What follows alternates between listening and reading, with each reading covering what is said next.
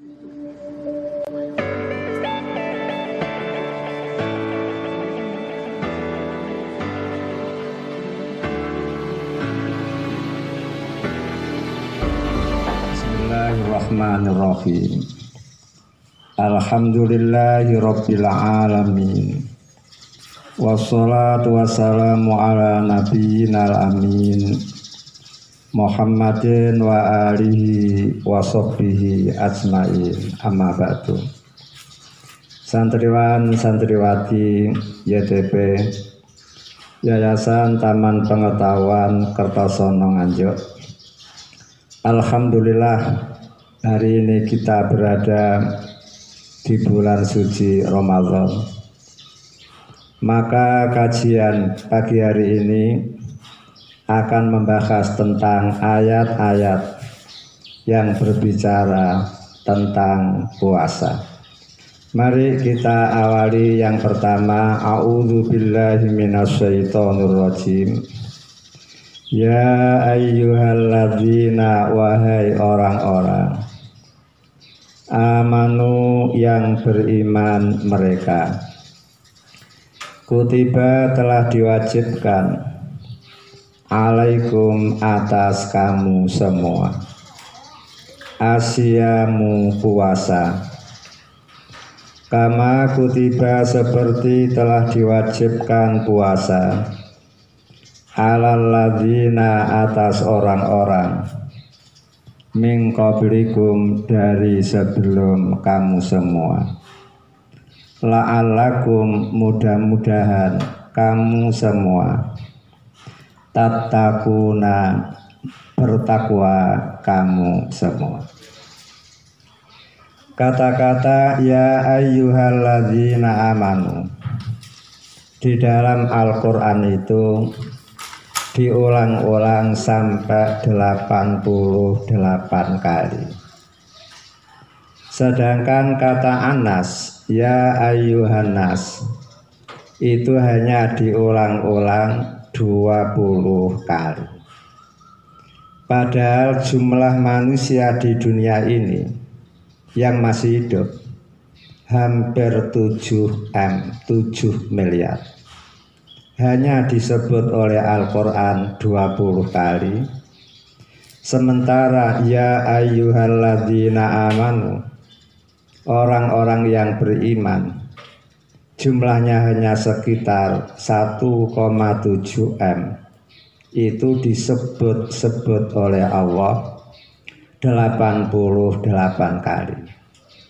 Ini menunjukkan betapa cinta kasihnya Allah kepada orang-orang mukmin. Ini pun menunjukkan betapa dekatnya Allah terhadap orang-orang mukmin. Kemudian lafadz kutiba alaikum di dalam Al-Quran itu diulang-ulang sampai 13 kali.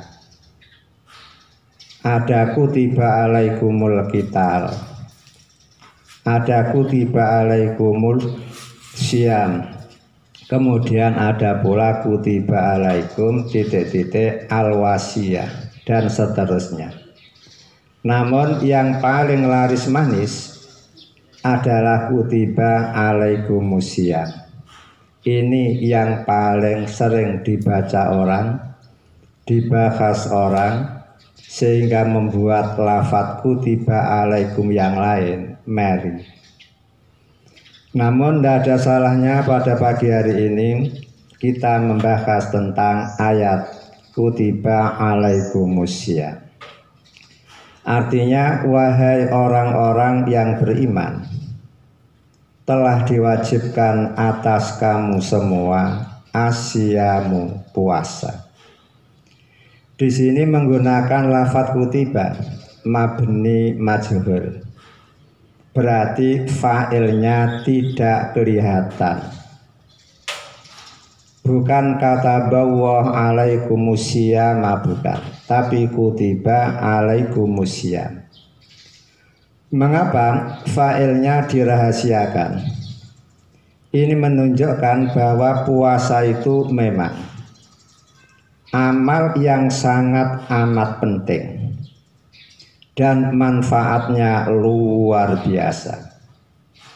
Seandainya Allah tidak mewajibkan kepada umatnya untuk melakukan puasa, manusia tetap akan melakukan puasa. Kemudian siapa yang menyuruh? Yang menyuruh tentu ketua adat atau yang menyuruh Pak Dokter. Karena sakit-sakitan agar sehat, Pak Dokter menyuruh kepada pasien agar puasa, diet. Kemudian kadang-kadang pemuka agama itu menunjukkan bahwa puasa itu memang amal ibadah yang luar biasa hebatnya. Ada manfaat dunia, ada manfaat akhirat. Maka Allah mewajibkan kepada umatnya untuk berpuasa. Dan ternyata puasa itu tidak hanya diwajibkan kepada umat Nabi Muhammad saja, namun kama kutiba alal ladzina min qablikum, seperti puasa telah diwajibkan atas orang-orang yang hidup sebelum kalian. Sehingga orang-orang terdahulu pun ada ibadah puasa. Puasa Nabi Daud sehari puasa sehari tidak. Kemudian puasa orang Yahudi arba'ina yauman, 40 hari tiap tahun. Kemudian orang Nasrani pun puasa. Walaupun di dalam perjanjian baru tidak ada ayat-ayat yang menerangkan tentang puasa, namun orang Nasrani tetap melakukan puasa. Ternyata tidak hanya agama Samawi yang melaksanakan ibadah puasa, agama Arodhi, agama Wadai, seperti penyembah bintang, mereka pun kenal dengan puasa. Sehingga orang-orang yang menyembah bintang, mereka itu melakukan puasa tiap tahun 30 hari. Itu yang wajib. Kemudian yang sunnah ada yang 16 hari, bahkan sampai 27 hari. Kemudian orang-orang yang beragama Hindu, Buddha, mereka pun ada istilah ibadah puasa. Puasanya tiap bulan itu 4 hari. Tiap bulan 4 hari. Tanggal 1 puasa, tanggal 9 puasa, tanggal 15 puasa, tanggal 20 puasa. Itu tiap bulan puasa 4 hari, 4 hari. Ini semuanya membuktikan bahwa puasa itu betul-betul ibadah yang luar biasa. Sehingga tidak hanya agama Samawi yang melaksanakan ibadah puasa, agama Arodhi juga melakukan ibadah puasa. Kemudian orang-orang yang tidak memeluk agama pun banyak yang melakukan ibadah puasa. Kemudian perlu diketahui, ayat ini yang dipanggil oleh Allah adalah ya ayyuhal ladzina amanu, orang-orang yang beriman. Berarti hanya orang yang beriman yang diwajibkan untuk melakukan puasa. Sehingga orang-orang non-mukmin tidak perlu repot-repot melakukan ibadah puasa. Toh seandainya mereka ikut puasa, tidak ada nilai pahala dari Allah Ta'ala. Karena puasa yang dilakukan tidak dilandasi imanan, wahtisaban, karena dorongan iman, karena keinginan untuk memperoleh ridho, pahala dari Allah. Sehingga yang diwajibkan hanya orang-orang mukmin. Sehingga orang mukmin di dalam melaksanakan ibadah puasa tidak perlu repot-repot memasang spanduk lalu ditulisi, hormatilah saya yang sedang melakukan puasa. Tidak perlu. Karena puasa adalah ibadah, masa kita melaksanakan ibadah kok harus dihormati atau minta dihormati. Mungkin orang-orang mengatakan, Pak, lah kalau tidak ada tulisan hormatilah orang yang berpuasa, jangan-jangan nanti di siang hari, di saat kita lapar, di saat kita haus, tahu-tahu ada orang non muslim makan minum di samping kita, apa tidak membuat kita tersinggung, marah? Jawabannya, untuk apa tersinggung dan untuk apa marah? Toh puasa hanya diwajibkan oleh Allah untuk orang-orang mukmin, sementara non mukmin tidak diwajibkan. Karena tidak diwajibkan, silahkan mereka makan siang, malam, pagi, sore. Dan orang mukmin yang sedang puasa, di sampingnya ada orang yang sedang makan, sedang minum, harus bersyukur kepada Allah. Karena Nabi Muhammad mengatakan, siapa yang melakukan puasa, lalu di sampingnya ada orang yang sedang makan, sedang minum, gara-gara di sampingnya ada orang makan, orang minum, maka banyak sekali malaikat yang mendoakan orang yang berpuasa. Ya Allah, rahmatilah dia yang berpuasa dan ampunilah dosa-dosa dia. Malaikat terus berdoa, terus berdoa, terus berdoa, sampai orang tadi selesai makan, selesai minum. Begitu orang itu selesai makan, selesai minum, maka malaikat berhenti untuk mendoakan orang yang sedang berpuasa. Inilah keutamaan orang yang berpuasa, kemudian di sampingnya ada orang sedang makan, sedang minum, sehingga orang Islam yang berpuasa tidak perlu marah, tidak perlu tersinggung ketika mengetahui orang-orang makan minum di sampingnya. Bila perlu, orang-orang mukmin yang sedang berpuasa sementara istrinya sedang haid, maka suruh saja istri makan minum di samping dia.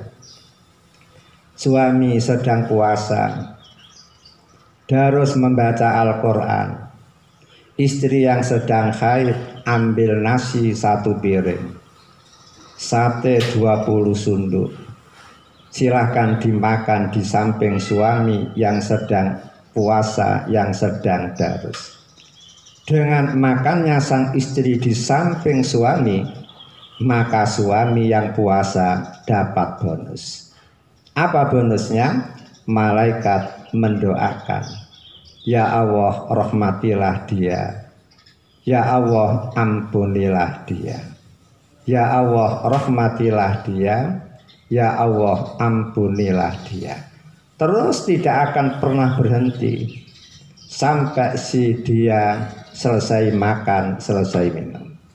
Dan supaya suami terus dapat doa dari malaikat, silahkan si istri selesai makan untuk dirinya, ambil lagi nasi, lalu disuapkan untuk anak-anaknya yang masih kecil-kecil di depan, di dekat sang suami. Dengan demikian sang suami semakin banyak memperoleh doa dari malaikat, padahal malaikat itu makhluk yang suci, makhluk yang dekat dengan Allah. Kalau malaikat mendoakan baik kepada seseorang, pasti doa akan diijabahi oleh Allah, sehingga orang yang didoakan akan memperoleh apa yang dimintakan oleh malaikat, yaitu akan dapat rahmah dari Allah dan sekaligus dapat maghfirah. La'allakum tattaqun, agar kalian betul-betul menjadi orang yang bertakwa. Ayat ini menjelaskan ternyata puasa yang diwajibkan oleh Allah kepada orang-orang mukmin itu untuk mengangkat derajat orang mukmin agar menjadi muttaqin, orang yang betul-betul bertakwa. Dan ini pula yang menunjukkan betapa istimewanya ibadah puasa. Coba dibandingkan. Di dalam Al-Quran Allah mengatakan aqimis sholata lidzikri, tegakkanlah sholat untuk mengingat aku. Berarti tujuan sholat adalah untuk zikrullah, agar manusia terus ingat kepada Allah, tidak pernah melupakan Allah sedetik pun. Lidzikrillah, untuk menyebut-nyebut Allah, agar manusia tidak pernah mendiamkan Allah. Itu tujuan salat. Kemudian tujuan zakat, khudh min amwalihim shadaqatan tutahhiruhum wa tuzakkihim biha. Tujuan zakat adalah untuk membersihkan hati dari sifat bakhil, rakus, ananiah, egoistis, dan untuk membersihkan harta itu sendiri dari hak-hak orang lain. Kemudian manfaat dan tujuan haji adalah liyashhadu manafi'a, untuk menyaksikan berbagai macam manfaat. Namun puasa la'allakum tattaqun, agar kalian betul-betul menjadi orang yang bertakwa. Padahal wasari'u ila magfirati mir rabbikum wa jannah arduhas samawati wal ardu iddat lil muttaqin. Berarti ibadah puasa itu luar biasa dibanding dengan salat, dibanding dengan zakat, dibanding dengan haji. Ternyata lebih istimewa salat, puasa, karena la'allakum tattaqun, agar kalian betul-betul menjadi orang yang bertakwa. Karena takwa maka Allah menyediakan surga yang luasnya seluas 7 langit dan bumi, yang begitu indah gambaran. Santriwan santriwati YTP, perlu diketahui, Khalifah Umar pernah ditanya oleh anak buahnya, wahai Khalifah, ma haqiqatut taqwa, apa sih hakikat takwa itu? Pada waktu itu Khalifah Umar balik menanya, wahai temanku, pernahkah kamu lewat di suatu jalan yang penuh dengan duri? Dia menjawab, pernah Khalifah. Kemudian Umar mengatakan, bagaimana sikap Anda pada waktu itu? Dia mengatakan, saya hati-hati. Di mana yang tidak ada durinya, itulah yang saya injak. Mana yang ada durinya, itulah yang saya hindari. Yang tidak ada duri saya injak, yang ada durinya saya jauhi. Kata Khalifah Umar, itulah dia haqiqatut taqwa, hakikat takwa. Sehingga hakikat takwa itu adalah al-hadar, kehati-hatian. Hati-hati. Tidak cukup yang halal, yang subhat pun ditinggalkan. Itu bukti orang yang betul-betul bertakwa kepada Allah. Mengapa demikian? Karena Nabi Muhammad mengatakan al-halalu bayyinun. Barang halal itu sudah jelas karena sudah dijelaskan oleh Al-Quran, oleh Al-Hadis. Wal haramu bayyinun, Dan ya, barang haram pun sudah jelas karena sudah dijelaskan oleh Al-Quran dan Al-Hadis. Namun wa bainahuma umurun mustabihatun la ya'lamuhunna katsirun minanas. Namun sayang, di antara yang halal dan yang haram ada beberapa urusan yang subhat, yang masih serupa-serupa. Umurun isim jamak, berarti banyak urusan-urusan yang masih subhat, masih abu-abu. Dikatakan halal kok seperti itu, dikatakan haram kok seperti itu, sehingga subhat. Namun Nabi Muhammad mengatakan famanittaqa subuhat faqad istabra'a lidinihi wa irdih. Siapa yang bisa menjaga diri sehingga tidak sampai melakukan hal yang masih subhat, berarti agama dia betul-betul mantap, betul-betul kokoh, wa irdih, dan kehormatan diri dia betul-betul bersih, tidak ada celah, tidak ada cacat.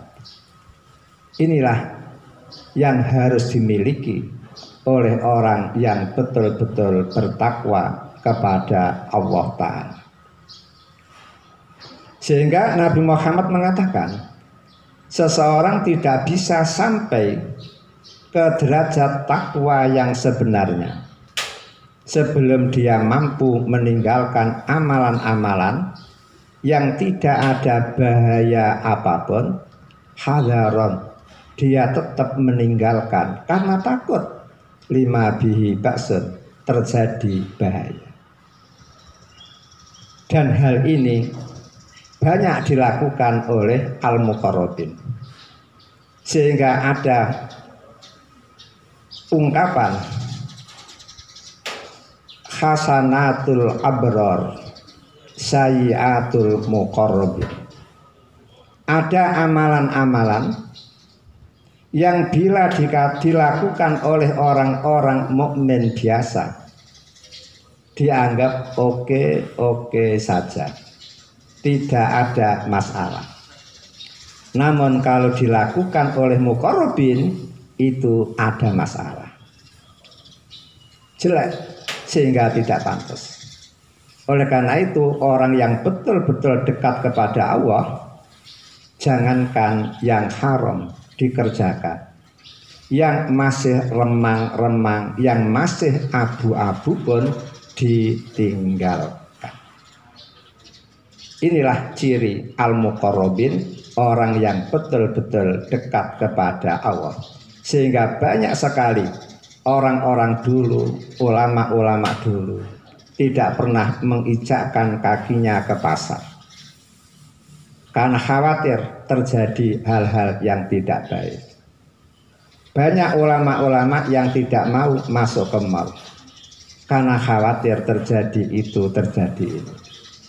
Walaupun Nabi Muhammad biasa belusukan ke pasar, namun mengapa ulama tidak mau? Karena Nabi Muhammad bisa menjaga diri, sehingga tidak mungkin Nabi Muhammad macam-macam di pasar itu atau di mal-mal itu. Sementara kalau ulama, lebih-lebih zaman sekarang, perempuan-perempuan banyak yang menggunakan pakaian model BP7, buka-buka P ping pitu, sehingga kumpul dengan mereka buat ulama betul-betul sangat amat ditinggalkan.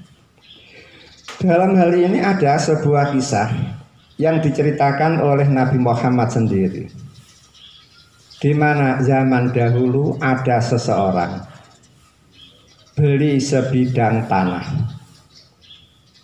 Setelah harga dibayar tuntas, sehingga uang diterima oleh penjual, tanah dikuasai oleh pembeli. Tidak seberapa lama tanah yang baru dibeli itu dibanguni. Begitu dia menggali pondasi, ternyata dia menemukan satu kotak yang penuh dengan emas. Begitu dia mengetahui ada emas satu kotak, langsung diambil, kemudian dikembalikan kepada penjual. Dia mengatakan, wahai penjual tanah, saya menemukan emas satu kotak di tanah yang engkau jual kepadaku. Silahkan diterima. Orang yang menjual mengatakan, Pak, karena tanah sudah saya jual kepada engkau, maka tanah milik engkau, apapun yang ada di dalam tanah pun milik engkau. Silahkan ambil saja. Si pembeli mengatakan, wahai Bapak, saya beli tanah, tidak beli kotak, juga tidak beli emas.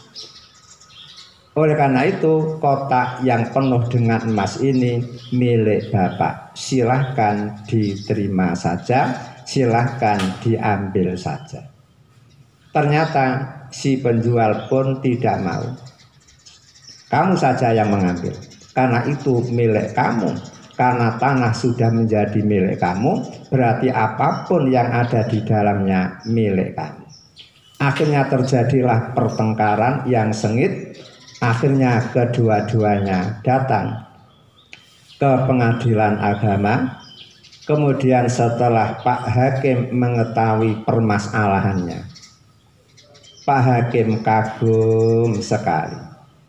Kok ada manusia zaman sekarang seperti ini bersih dan sucinya. Ini kalau tidak mondok di YTB tidak mungkin.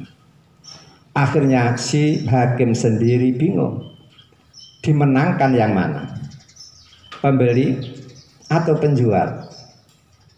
Ternyata akhirnya Pak Hakim mengatakan, Pak, panjenengan punya anak yang masih lajang, punya laki-laki, lah Bapak punya perempuan. Dah kalau gitu Bapak berdua ini enaknya besanan saja.